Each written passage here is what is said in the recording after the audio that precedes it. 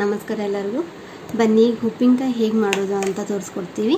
So ಇದು ನಮ್ಮತ್ತೆ ಹೇಗೆ ಮಾಡ್ತಾರೆ ಅಂತ, ಅವ್ರ ಸ್ಪೆಷಲ್ ಉಪ್ಪಿನಕಾಯಿ ಮಾಡೋದು. ಸರಿನಾ, ಬನ್ನಿ ನೋಡ್ಕೊಂಬರೋಣ.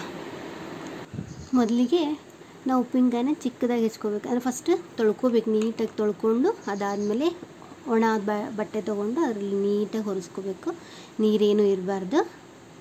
ಸೊ ಅದೇ ಥರ ನಾವು ಹೆಚ್ಕೊಂಡು ಇಟ್ಕೊಂಡಿದ್ದೀವಿ. ಚಿಕ್ಕದಾಗಿ ಹೆಚ್ಕೊಂಡು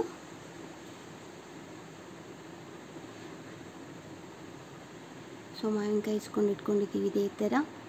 ಅದಾದಮೇಲೆ 2 ಸ್ಪೂನ್ ಜೀರಿಗೆ, 2 ಸ್ಪೂನು ಸಾಸಿವೆ ಹಾಕಿದ್ದಾರೆ ನಮ್ಮತ್ತೆ, ಹುರ್ಕೊಂಡಿಲ್ಲ ಹಾಗೆ ಹಾಕಿದ್ದಾರೆ. ಅದಾದಮೇಲೆ ಬೆಳ್ಳುಳ್ಳಿ 2 ಬೆಳ್ಳುಳ್ಳಿ ತೊಗೊಂಡಿದ್ದಾರೆ, ಪೂರ 2 ಬೆಳ್ಳುಳ್ಳಿ. ಆಮೇಲೆ ಒಂದು 6 ರಿಂದ 7 ಸ್ಪೂನು ಉಪ್ಪು. ಅದಾದಮೇಲೆ ಒಂದು 4 ಸ್ಪೂನು ಅರಿಶಿನ, ಒಂದು 4 ಸ್ಪೂನು ಖಾರ ಪುಡಿ, ಅದಾದಮೇಲೆ ಬೆಲ್ಲ. ಸೊ ಇದನ್ನು ಮಿಕ್ಸಿ ಹಾಕೊಂಡು ರೆಡಿ ಮಾಡ್ಕೊಂಡು ತೊಗೊಂಬಂದಿದ್ದೀನಿ. ಬನ್ನಿ ಇದ್ರೊಳಗೆ ಮಿಕ್ಸ್ ಮಾಡೋಣ. ಅದಕ್ಕಿಂತ ಮುಂಚೆ ಬೆಲ್ಲನ ಕರಗಿಸೋಕಿಟ್ಟಿದ್ದಾರೆ ನಮ್ಮತ್ತೆ. ಸೊ ಕರಗಿಸಿ ಹಾಕ್ತಾಯಿದ್ದಾರೆ. ಡೈರೆಕ್ಟಾಗಿ ಇದಕ್ಕೆ ಉಪ್ಪಿನಕಾಯಿನೂ ಹೋಳಚ್ಚಿದ್ದೀವಲ್ಲ, ಸೊ ಅದಕ್ಕೆ ಇದೆಲ್ಲ ಏನೇನು ಮಿಶ್ರಣ ತೊಗೊಂಡಿದ್ವಲ್ಲ ಅಷ್ಟು ಹಾಕಿಬಿಟ್ಟು ಮಿಕ್ಸ್ ಮಾಡ್ಕೋಬೇಕು. ಕೈ ಒಟ್ಟ ಟಚ್ ಮಾಡಬಾರ್ದು.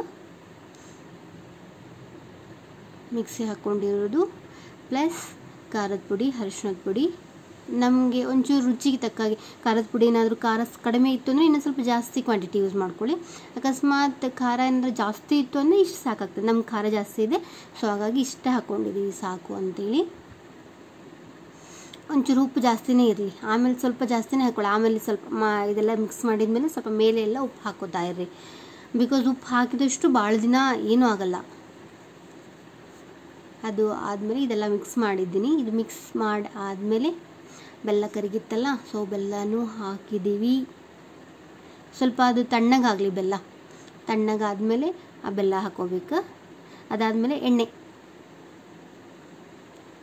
ಹಾಕಿ, ಎಣ್ಣೆಯೊಳಗೆ ಬೆಳ್ಳುಳ್ಳಿ ಹಾಕಿ, ಆಮೇಲೆ ಹಿಂಗೆ ಮೇನ್ ಥಿಂಗ್, ಹಿಂಗೆ ಬೆಳ್ಳುಳ್ಳಿ ಒಗ್ಗರಣೆ ಹಾಕ್ತಾಯಿದ್ದೀವಿ. ಸೊ ಹಿಂಗೆ ಬೆಳ್ಳುಳ್ಳಿ ಒಗ್ಗರಣೆ ಹಾಕಿ, ಎಣ್ಣೆ ಸ್ವಲ್ಪ ಜಾಸ್ತಿ ಇರಲಿ.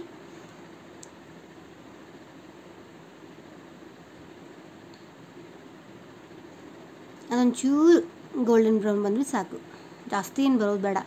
ಜಸ್ಟ್ ಎಣ್ಣೆಯೊಳಗೆ ಫ್ರೈ ಆಯಿತು ಅಂದರೆ ಅದನ್ನ ತೆಗ್ದುಬಿಟ್ಟು ಹಾಕೋಣ ಅಷ್ಟು.